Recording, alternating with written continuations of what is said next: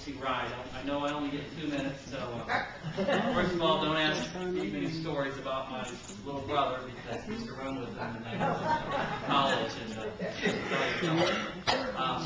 My name's Sam Page. I'm in my 3rd term as a state rep.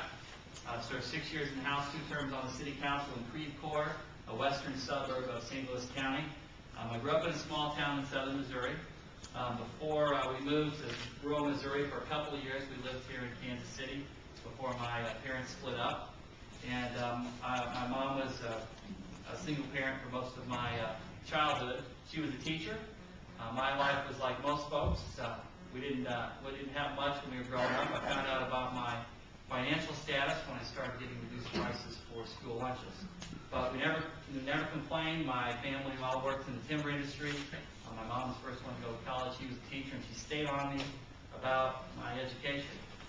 So I ended up with a curator scholarship, had to choose where I was going to go to college and what I was going to do, and I ended up at UMKC and had a lot of opportunities as an undergrad and then went on to medical school. Now I follow that rule that you live where your wife's family's from. And I married a St. Louis girl. She was in my class in medical school.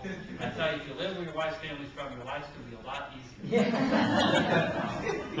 So we live in Creve Coeur now. We've got 3 little kids, 5th grade, 2nd grade, kindergarten. They all attend the same public school just down the street.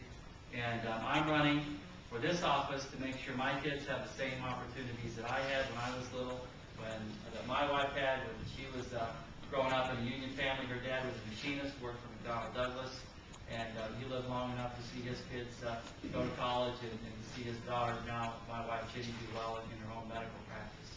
Now, I've watched what these guys have done with our state government, and I'm appalled.